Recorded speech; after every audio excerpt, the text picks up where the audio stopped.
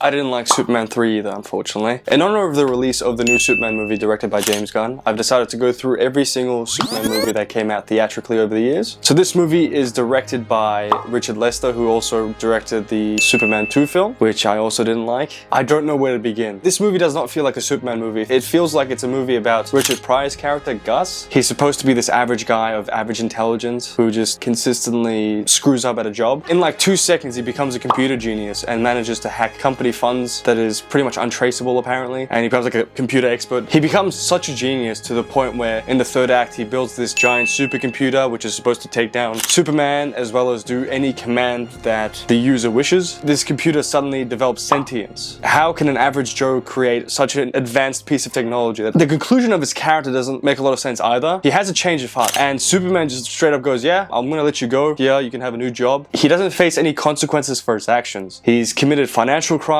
and he's aided the main villain of this movie in committing a multitude of other crimes. Sure, it's good that he has a change of heart, but I think he should still pay for his crimes. The main villain of the movie is this wannabe Lex Luthor. I completely forgot his name. That's how boring he is. I feel bad for the actor. It's hard to follow up Gene Hackman. Even he doesn't make a lot of sense. He owns this coffee empire or whatever, and he wants to monopolize the coffee industry. So he gets Gus to hack like a weather satellite, and this weather satellite's supposed to do something to Colombia, and then he wants to get into the oil business. He doesn't really have a personality beyond evil businessman. The sort of new Miss Tessmacher, I forgot her name also. I like the twist that she's actually intelligent. But yeah, they don't really do much with her character outside of her having a thing with evil Superman. Clark Kent in this movie / Superman, nothing happens with him either. He just goes back to Smallville and reconnects with Lana Lang, played by Annette O'Toole, who ends up playing Martha Kent in Smallville. I enjoyed Lana's character, but I think that's nothing to do with the writing. It's more just Annette O'Toole. Clark and her have a bit of a thing going on. I'm guessing they got engaged at the end of the film, but I'm very confused.